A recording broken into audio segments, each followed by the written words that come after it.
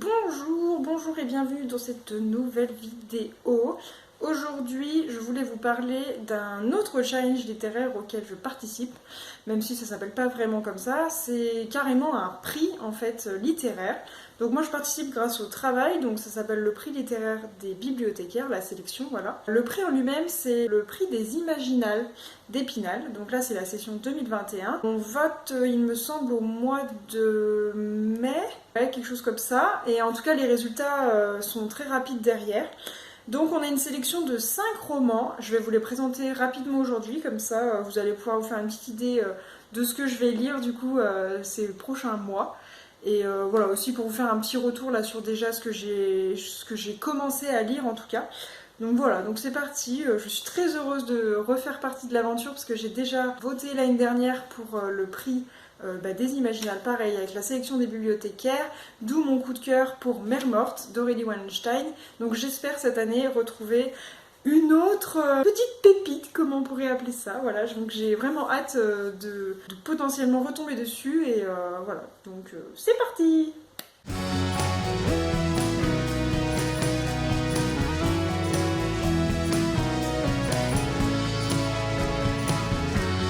Donc j'ai pris des petites notes pour éviter de bafouiller et puis de dire un peu n'importe quoi. Donc je commence avec un premier roman qui s'appelle La princesse au visage de nuit de David Brie. Donc c'est de la fantaisie. Là de mémoire, le résumé, ça parle d'Hugo. Alors j'arrête pas de dire à mes collègues Enzo, je sais pas pourquoi, je l'ai pas commencé encore donc c'est pour ça, mais je sais pas pourquoi, dans ma tête il s'appelait Enzo le gamin, et puis du coup j'ai une collègue qui me dit mais non mais c'est vraiment pas ça, hein. Je crois pas, hein. Pourtant je suis en train de le lire mais je me souviens pas, il s'appelle pas Enzo, hein. Donc c'est bien Hugo, et Hugo, ce que je trouve d'intéressant, c'est que c'est un enfant battu par ses parents, donc une thématique assez hard quand même, et pas franchement joyeuse ni souvent développée dans les romans, donc voilà.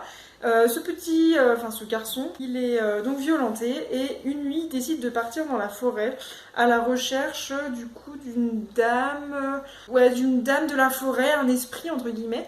Et en fait, il se trouve que il va y passer une nuit et le lendemain il sera amnésique et tout seul. Il y va avec des amis en fait et il sera du coup tout seul et amnésique. Ensuite, il revient au village et voilà. Et ça c'est le résumé.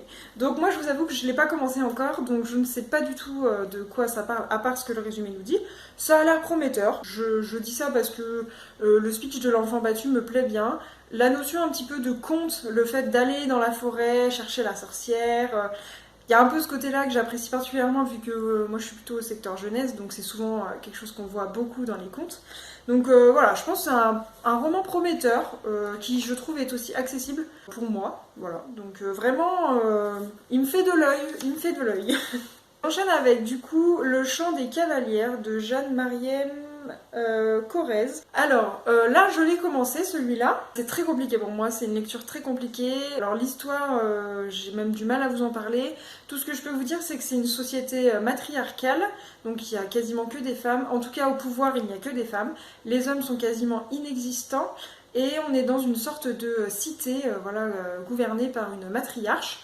Et il y a des dragons, voilà, elles sont cavalières de dragons.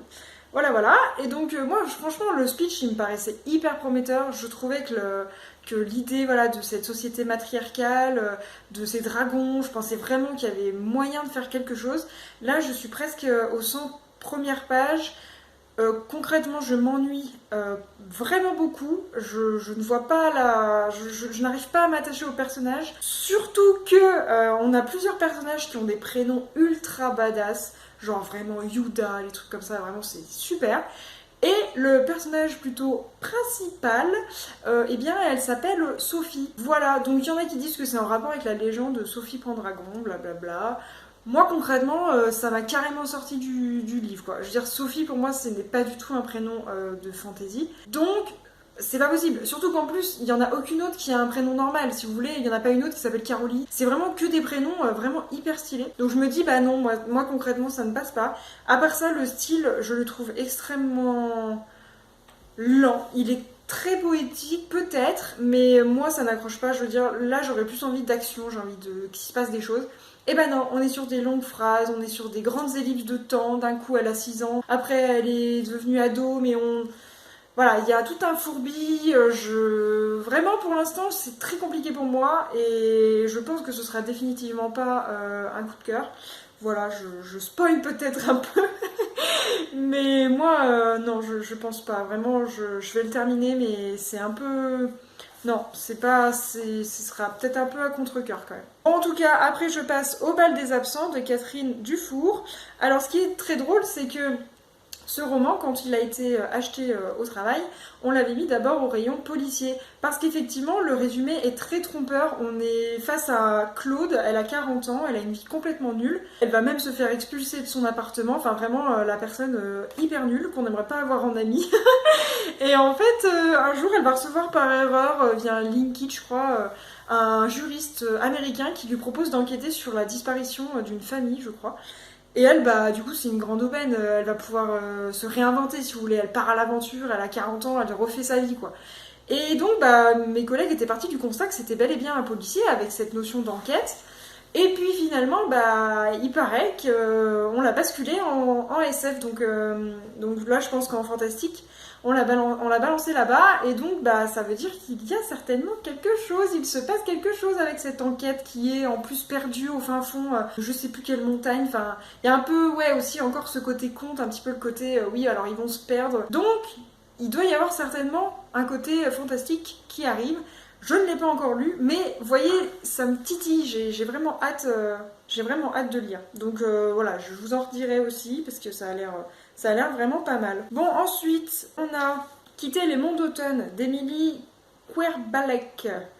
Alors moi j'avais déjà un premier a priori négatif parce que quand j'ai lu le résumé, c'est dans un monde, c'est de la fantaisie, et quand j'ai lu le résumé, il était question que les mots avaient une importance cruciale et que du coup le personnage principal était une conteuse, que chaque mot voulait dire la vérité, enfin des choses comme ça. J'ai lu vaguement, hein, voilà.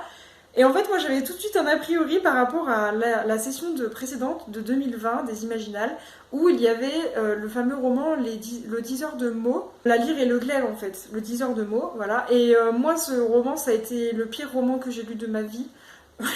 Zéro blague, voilà, vraiment, je n'ai pas du tout apprécié, c'était horrible, vraiment. J'en rigole maintenant, mais sur le coup, je pense que j'ai vraiment eu beaucoup de mal à le lire, et je me souviens que je l'ai lu pendant le premier confinement, donc le moral était à zéro, et je me suis tapé un vieux livre que je détestais, enfin voilà. Bref, et ça m'a tellement rappelé ça un petit peu, le côté speech, les mots, tout ça, que j'ai déjà eu un stop. Et j'ai dit, bah non, je commence pas par lui, je vais pas commencer par lui parce que sinon je vais pas me sentir de continuer après de lire les autres. Et bon, après j'ai une collègue qui m'a dit que finalement c'était quand même pas mal, elle l'avait dévoré même, donc peut-être que je vais revenir dessus. Mais pour l'instant c'est sans moi, je pense que je le lirai presque en dernier parce que voilà, j'ai pas trop envie de me lancer là-dedans. Et donc du coup pour terminer, j'ai le vaisseau d'Arcane, le tome 1, Les Hurleuses, Alors j'ai pas noté l'auteur, bravo, je vais l'afficher là. Et en fait, bah, ce qui est super, c'est que c'est déjà une grande surprise parce que c'est un steampunk, enfin le genre c'est steampunk. Donc vous savez, c'est à chaque fois l'énergie, elle est utilisée grâce soit à de la magie, soit à l'énergie corporelle. Souvent ils sont en train de pédaler pour faire avancer des vaisseaux, tout ça. J'adore cette ambiance vraiment. Alors le monde en lui-même est très compliqué. Là, à résumer, ce serait pas possible, surtout sur une courte vidéo comme ça. Mais il faut juste se dire qu'on suit Soph, donc c'est une fille, et Solal, c'est son frère. Solal, c'est un touché, ils appellent ça. Ça veut dire qu'à un moment, il était dans la ville et il s'est pris une éclair. Alors c'est très triste, moi je souris, mais c'est pas drôle du tout. Il s'est pris une éclair et depuis, c'est une sorte de légume en fait. C'est comme si son âme avait un petit peu disparu. Et donc sa sœur, Soph, du coup, l'aide à s'enfuir parce que quand on devient un touché, en fait, on devient une sorte de, je compare, hein, mais une sorte de réacteur nucléaire, en fait, si vous voulez. On utilise votre pouvoir magique qui a été donné via l'éclair pour alimenter des trains, pour alimenter l'électricité, en fait, de la cité. Et donc, sa sœur, elle veut pas ça pour son frère, donc il s'enfuit. Et en parallèle, on a Nîmes, qui, je comprends, est un enquêteur et il veut absolument retrouver Solal parce qu'on ne doit pas laisser échapper les touchés. Voilà, donc c'est très dynamique, c'est très bien. Moi, j'adore le style, là, pour l'instant, je suis vraiment happée. Et là, c'est vraiment une lecture, j'avance plus vite sur celui-là que j'ai commencé après que sur le chant des cavalières, pour vous dire, parce que vraiment, j'apprécie énormément ce côté steampunk. Donc voilà, j'ai vraiment hâte de tout terminer et de pouvoir vous refaire un petit bilan de ce que j'ai aimé, de ce que j'ai pas aimé. parce que je trouve que c'est super intéressant. C'est des livres auxquels je me serais vraiment pas tournée du début, parce que moi je lis plutôt en plus au travail de la jeunesse. Donc c'est vraiment bien, ça me permet aussi de m'élargir un petit peu. Donc c'est vraiment chouette et je suis vraiment très très contente de pouvoir participer. Donc je vous en reparlerai bien sûr avec plaisir. Voilà, bon bah écoutez, c'est fini, c'est concis, c'est précis, c'est net. Il n'y a pas le temps de niaiser, pas le temps de blaguer.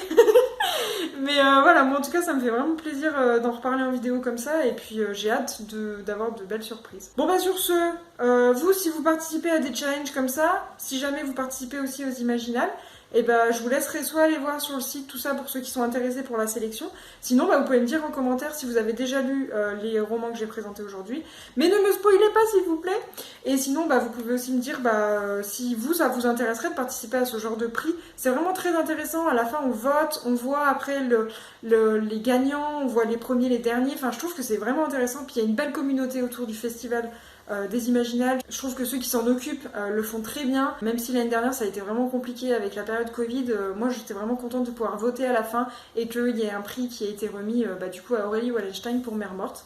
Encore félicitations! Là, je vous laisse là sur cette fin de vidéo très bien rondement menée, hein, voilà, tout à fait. Et puis bah moi je vous dis bonne fin de journée, bon début de nuit, et on se dit à bientôt, salut!